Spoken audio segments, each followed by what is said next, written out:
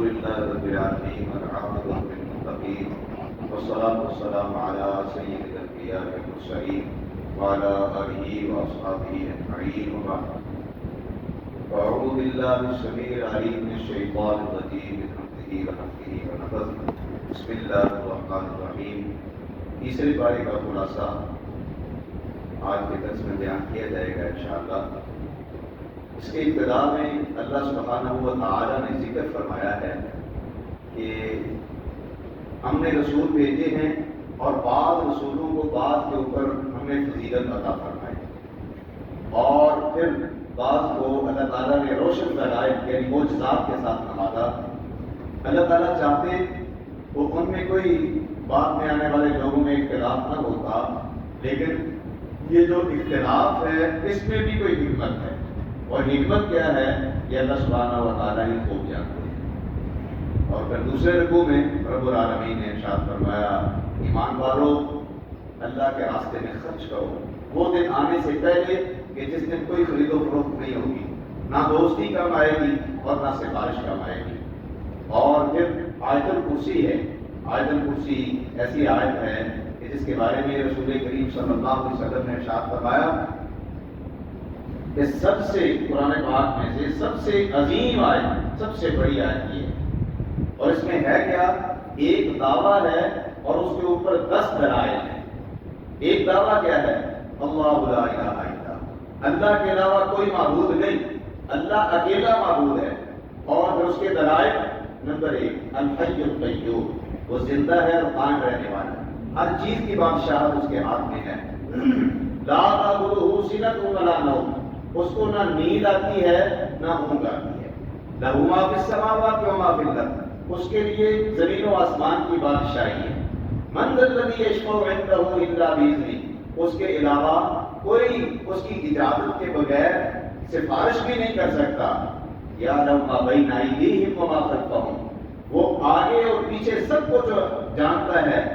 اور ولا یحیطون بشیء من علمہ، اس کے علم کا احاطہ بھی نہیں کیا جا سکتا. پھر وسع کرسیہ السماوات والارض، اس کی کرسی زمین و آسمان سے وسیع ہے.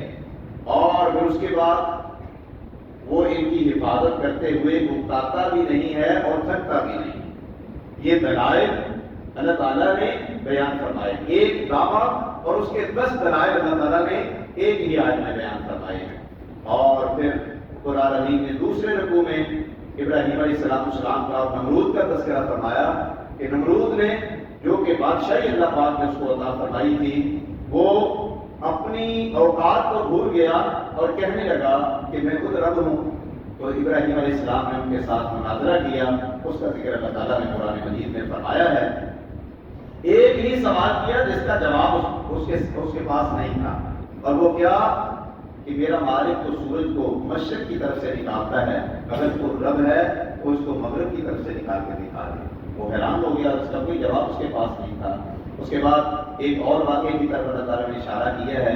بعض اس کو عزیر علیہ السلام کا ذکر کہتے ہیں، لیکن کسی صحیح حدیث میں اس کا ذکر موجود نہیں ہے. پھر ابراہیم علیہ السلام کا تذکرہ ہے.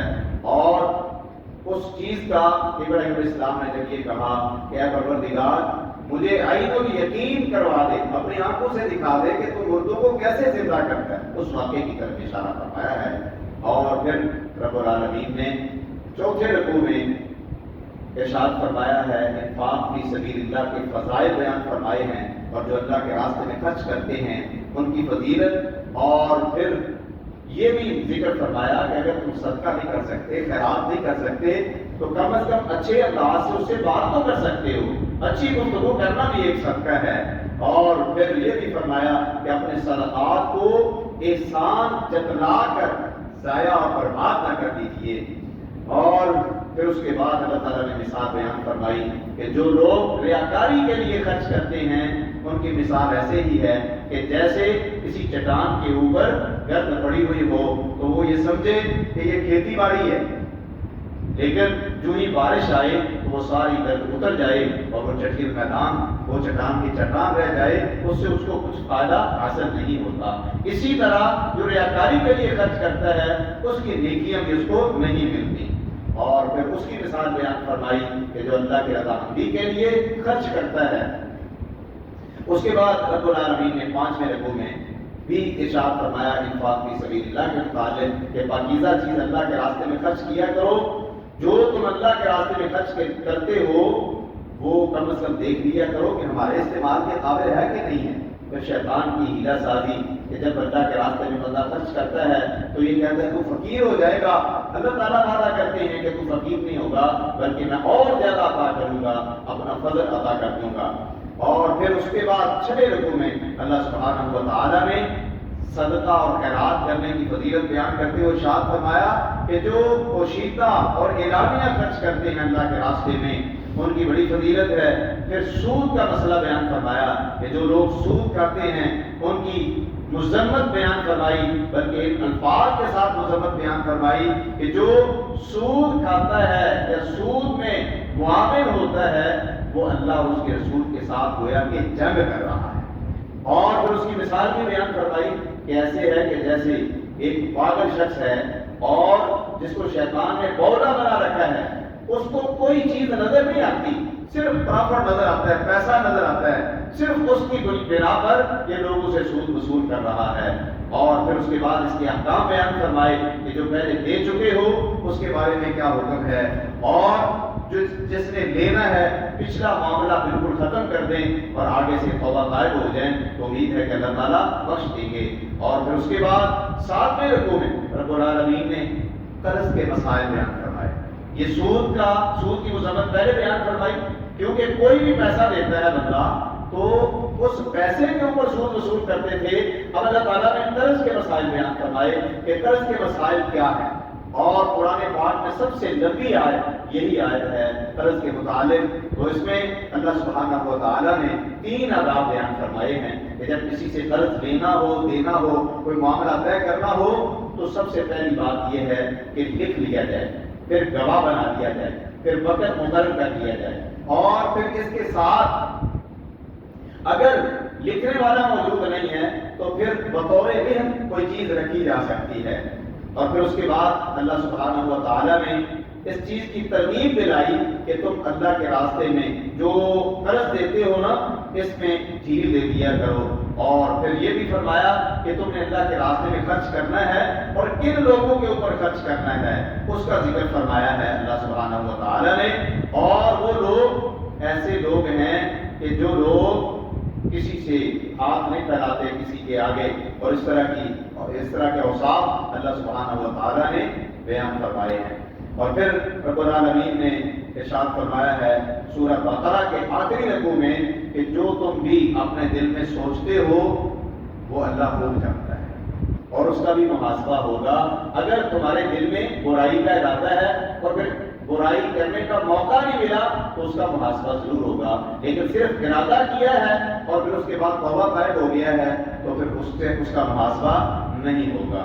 پھر آخر میں اللہ سبحانہ و تعالیٰ نے یہ 2 آیات نازل فرمائی جس کی بڑی فضیلت حدیث میں آئی ہے۔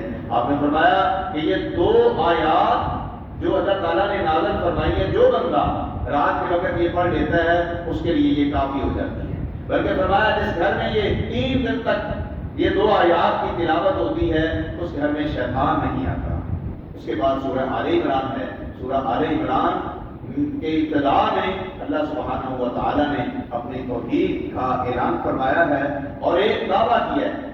دراصل اس کا پس منظر کیا ہے کہ وفد جو کہ نجران سے آیا تھا عیسائیوں کا رسول کریم صلی اللہ علیہ وسلم کے ساتھ بحث مباحثہ کرنے کے لیے، اس کے جواب میں اللہ تعالیٰ نے یہ آیات نازل فرمائی۔ فرمایا اللہ اکیلا ہے، اس کا کوئی شریک نہیں، کوئی معبود نہیں ہے اس کے علاوہ، اور پھر اس کے بعد اس کے دلائل بیان فرمائے کیونکہ عیسائیوں کا یہ عقیدہ تھا کہ عیسیٰ علیہ السلام اللہ کے بیٹے ہیں یا 3 میں سے ایک ہیں، 3 میں سے ایک الہ ہے۔ تو اس کی تردید اللہ سبحانہ و تعالیٰ نے فرمائی کہ جب اللہ سبحانہ و تعالیٰ نے عیسیٰ علیہ السلام کو پیدا کیا ہے تو پیدا کرنے والا خالق ہوتا ہے کہ جو پیدا کیا جائے وہ خالق ہوتا ہے، اور اگر عیسیٰ علیہ السلام واقع معبود تھے، خالق تھے اور معبود تھے، رب تھے، تو پھر عیسیٰ علیہ السلام سے جو پہلے لوگ گزرے ہیں ان کا رب کون تھا؟ تو اس کے دلائل اللہ سبحانہ و تعالیٰ نے بیان فرمائے ہیں، اور پھر فرمایا اس اللہ نے جناب عیسیٰ علیہ السلام کو پیدا فرمایا ہے، تو پھر تم کیسے ان کو معبود بنا سکتے ہو؟ پھر رب العالمین نے ارشاد فرمایا وہی ذات ہے جس نے قرآن پاک نازل فرمایا، اس میں کچھ آیات متشابہ ہیں اور کچھ محکم ہیں، اور کچھ لوگ ایسے ہیں جو متشابہات کے پیچھے پڑ کر تعویل کر کے لوگوں کو گمراہ کرنے کی کوشش کرتے ہیں، لیکن علم والے اللہ سبحانہ و تعالی اس کی تعویل صحیح جانتے ہیں، یا پھر جو علم میں مضبوط ہیں وہ لوگ سمجھتے ہیں اور وہ یہی کہتے ہیں کہ جو کچھ بھی ہے ہمیں سمجھ آئے نہ آئے، یہ جو اللہ نے بیان کر دیا ہے یہ اللہ کی طرف سے ہے، اور پھر اللہ سے یہ دعا کرتے ہیں۔ 10ویں رکوع میں اللہ سبحانہ و تعالی نے تذکرہ فرمایا ہے انہی لوگوں کا کہ اگر تم ایمان لا کے مسلمان نہیں ہوتے تو یاد رکھ لو اس سے پہلے قومیں تباہ و برباد ہو گئی، فرعون اور دوسرے لوگ سارے تباہ و برباد ہو گئے، عنقریب تم بھی تباہ و برباد ہو جاؤ گے۔ اور پھر رب العالمین نے ارشاد فرمایا کچھ چیزوں کا ذکر کر کے کہ جن کی طرف انسان مرغوب ہوتا ہے، پسندیدہ چیزیں ہیں انسان کی، ان میں سے فرمایا حب الشہوات من النساء والبنین والقناطیر المقنطرہ، فرمایا عورتوں کی محبت، بیٹوں کی محبت، اور پھر سونے اور چاندی کے خزانوں کی محبت، اور پھر گھوڑوں کی محبت، سواریوں کی محبت، چوپایوں کی محبت، اور کھیتی باڑی کی محبت، یہ ساری محبتیں ایک طرف، فرمایا یہ تو دنیا کا ساز و سامان ہے، اللہ کے پاس اس سے بہت بہتر چیز ہے۔ اور پھر رب العالمین نے اسی رکوع میں فرمایا کہ اللہ کے نزدیک پسندیدہ دین اسلام ہے، جو دین اسلام سے انحراف کرے گا یاد رکھیں کہ وہ گمراہ ہو جائے گا۔ پھر رب العالمین نے 13ویں رکوع میں ارشاد فرمایا کہ یہ لوگ جو عیسائی ہیں اگر ایسا ہی ہے جیسا یہ بحث کر رہے ہیں، اپنی کتابوں کے اوپر ایمان لا کے دکھائیں، اپنی کتابوں کے ساتھ بھی کیوں انکار کیا انہوں نے تو اللہ کے نبیوں کو قتل کیا ہے۔ یہ ایسے لوگ ہیں جن کے عمل ضائع ہو گئے اور برباد ہو گئے، اور یاد رکھیں ان کی ضد کیا ہے کہ یہ بنی اسماعیل میں سے کیوں نبی آ گیا؟ کہہ دیجئے کہ جس کو اللہ چاہتا ہے بادشاہی عطا فرماتا ہے، جس سے چاہتا ہے چھین لیتا ہے، جس کو چاہتا ہے اللہ عزت دیتا ہے، جس کو چاہتا ہے اللہ ذلیل کر دیتا ہے، یہ تو اللہ کے ہاتھ میں بادشاہی ہے۔ اور پھر رب العالمین نے اسی رکوع میں ارشاد فرمایا کہ مومن کے لائق نہیں ہے کہ وہ کافروں کے ساتھ دلی دوستی رکھے۔ اور پھر 13ویں رکوع میں رب العالمین نے ارشاد فرمایا ہے کہ اگر تم اللہ کے ساتھ محبت کرنا چاہتے ہو تو اس کی بنیادی شرط یہ ہے کہ رسول اللہ صلی اللہ علیہ وسلم کی اتباع کر لو، اور اگر اتباع کر لو گے اللہ تمہارے گناہوں کو بھی معاف کر دیں گے، وہ بخشنے والے مہربان ہیں۔ اللہ اور اس کے رسول کی اطاعت کیجیے، جو اللہ اور اس کے رسول کی اطاعت نہیں کرے گا پھر اللہ تعالیٰ کافروں کو پسند نہیں فرماتے۔ اور نبی علیہ السلام کے بارے میں بھی فرمایا اسی طرح اللہ تعالیٰ نے نبی علیہ السلام کو بھی چن لیا، جس طرح اللہ نے آدم علیہ السلام کو چنا، نوح کو چنا، ابراہیم اور ان کی آل کو اور آل عمران کو چنا، اور پھر اس کے بعد عیسیٰ علیہ السلام کی تخلیق کا جو مرحلہ تھا اس کا تذکرہ فرمایا کہ کیسے اللہ نے عیسیٰ علیہ السلام کو پیدا فرمایا، اور اس کی ساری تفصیل اس رکوع میں بیان فرمائی تاکہ لوگوں کو پتہ چل جائے کہ جو پیدا ہوتا ہے وہ معبود نہیں ہو سکتا، وہ خالق نہیں بلکہ وہ مخلوق ہوتا ہے۔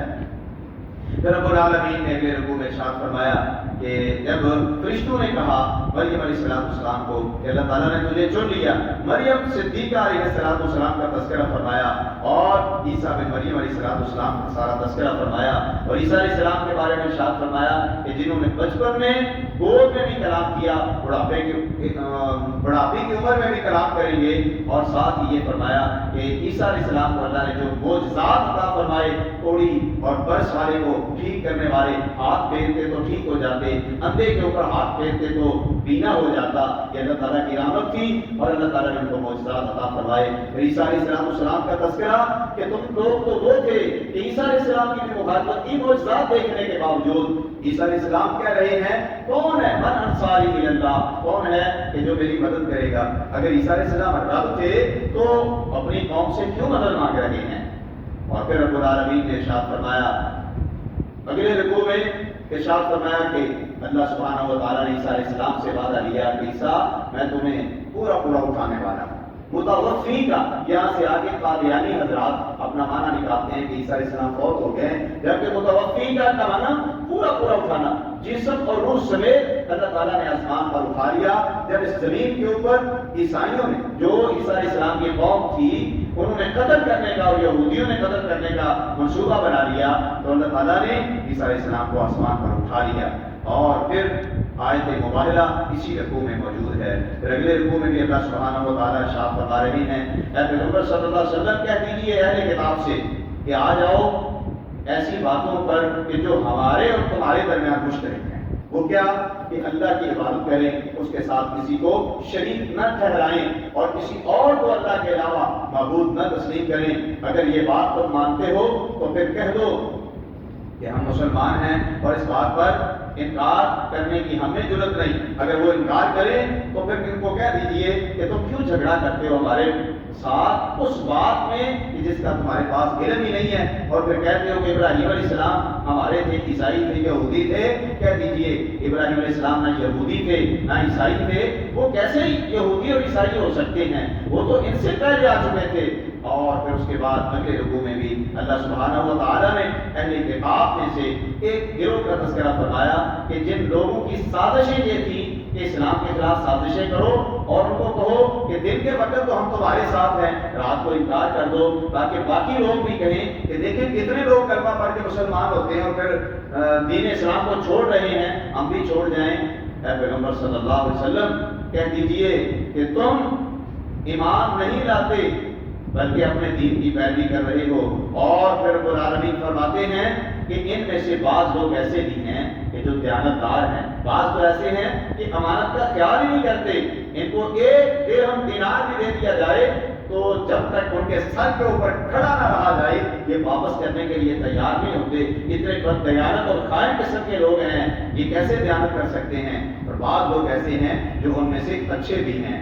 اور پھر رب العالمین نے اس کے بعد آخری رکوع میں رسول کریم صلی اللہ علیہ وسلم کی عظمت کا تذکرہ فرمایا اور فرمایا کہ ہم نے پختہ وعدہ لیا تمام انبیاء سے پختہ وعدہ لیا. عیسائیوں تم اب تو مان جاؤ کہ اللہ نے تو تمہارے انبیاء سے وعدہ لیا تھا کہ رسول کریم صلی اللہ علیہ وسلم کے اوپر تم نے کلمہ پڑھ کے مسلمان ہونا ہے. تو تورات پڑھ کے دیکھ لو، انجیل پڑھ کے دیکھ لو، اس میں یہ باتیں موجود ہیں، تو تم انکار کیوں کرتے ہو؟ اور پھر اے پیغمبر صلی اللہ علیہ وسلم کہہ دیجئے کہ ہم تو ایمان لائے اللہ کے ساتھ اور اس چیز کے اوپر جو ہمارے اوپر نازل ہوئی، جو ابراہیم، اسماعیل، اسحاق، یعقوب اور ان کی اولادوں پر، عیسیٰ اور تمام نبیوں پر نازل ہوئی. ہم تو ایسے لوگ ہیں کہ تمام انبیاء کو ماننے والے ہیں. یہ کیسے لوگ ہیں کہ رسول کریم صلی اللہ علیہ وسلم کا انکار کرنے والے ہیں؟ فرمایا کہ اگر یہ پھر بھی انکار کر دیں تو ان کے اوپر اللہ کی بھی لعنت ہے، فرشتوں کی بھی اور تمام لوگوں کی لعنت ہے، اور جہنم میں یہ ہمیشہ ہمیشہ رہیں گے سوائے ان لوگوں کے جنہوں نے توبہ کی اور اللہ تعالیٰ سے معافی مانگی اور اصلاح کی. اللہ تعالیٰ بخشنے والے مہربان ہیں. اور پھر آخر میں فرمایا کہ جو لوگ کفر کرتے ہیں ایمان کے بعد پھر کفر میں بڑھتے جا رہے ہیں، اللہ تعالیٰ ان کی توبہ کو قبول نہیں فرمائیں گے. اللہ سبحانہ و تعالیٰ سے دعا ہے کہ اللہ تعالیٰ ہمیں قرآن و سنت پر عمل کی توفیق بخشے. اقول قولی ھذا استغفر اللہ لی ولکم ولسائر المسلمین.